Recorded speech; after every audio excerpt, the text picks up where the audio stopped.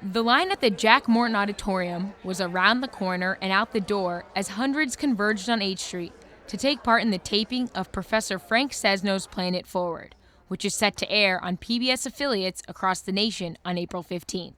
Sesno hopes it's not just a day of angst over taxes, but one where people think of how they use energy and how it affects the greater global community.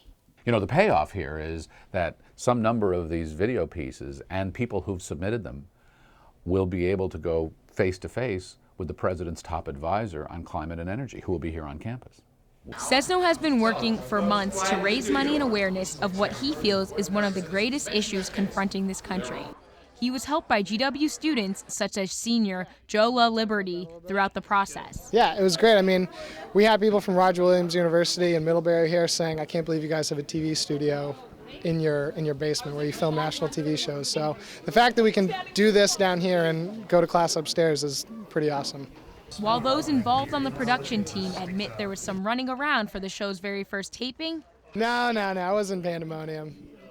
It was chaos. It was probably a better word. Yeah, it was. It was, but you know, it was kind of like good chaos, if that makes any sense. The taping went off without a hitch.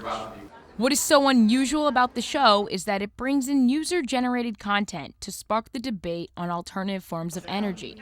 A traditional panel discussion among experts, entrepreneurs, and policy advisors, including Obama's chief environmental aide, Carol Browning, was interwoven with online video submissions from experts and citizens alike. And I was so inspired by some of the videos, especially towards the end. The woman who said that she hadn't filled up, she hadn't used gasoline because she gets she recharges her car. She has a RAV4 and she's able to recharge it getting energy from the solar panels on her house. Those were some really inspiring, interesting, fascinating stories. But I'm impressed that they seemingly found a way to actually do that without it coming across a little too hokey, and so I'm excited to go home and try it out. The show gave people an opportunity to actually make their voices heard in a way that would then drive policymakers who are just down the street from us at GW. I think that GW is known for being a very responsive, very public service-oriented university, so this is just more proof of that. So I think it's going to be wonderful across the board for the students and for the community here.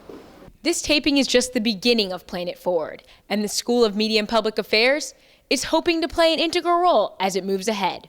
For The Source, this is Angelica Spanos and Jake DiGregorio.